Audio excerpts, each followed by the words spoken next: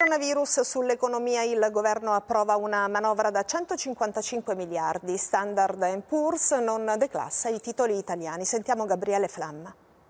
Indebitarsi non è più un tabù nemmeno per le agenzie di rating e ciò la dice lunga sull'eccezionalità del momento. Standard & Poor's lascia invariato il giudizio sull'Italia e lo fa poche ore dopo la presentazione di un documento di economia e finanza senza precedenti per impegno finanziario e previsioni al ribasso. Il solido risparmio delle famiglie e gli interventi della BCE ci tengono a galla, scrive l'agenzia americana, ma i numeri del DEF sono da brivido. PIL a meno 8%, quest'anno deficit oltre i 10 punti e debito in salita al 155,7 del PIL. L'esecutivo risponde con una maxi manovra da 155 miliardi, 25 stanziati nel decreto Cura Italia, altri 55 in arrivo col prossimo decreto entro fine mese, oltre alle risorse per le garanzie sui prestiti alle aziende. Ammortizzatori sociali, nuovi sussidi, rifinanziamento del sistema sanitario, interventi massicci a fronte di un altrettanto pesante crollo generalizzato, oltre 7 punti di calo per i consumi e 12 per gli investimenti.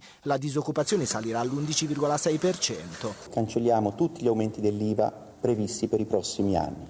È un intervento poderoso, senza precedenti, necessario per sostenere e aiutare il Paese in questo momento così difficile. L'anno prossimo è atteso il rimbalzo con una crescita di quasi il 5%, ma la prudenza sui contagi è un'esigenza anche economica, avverte il DEF. Se in autunno il virus dovesse costringerci a chiudere tutto di nuovo, infatti, rischieremo di avvitarci in una recessione dagli esiti sempre più drammatici.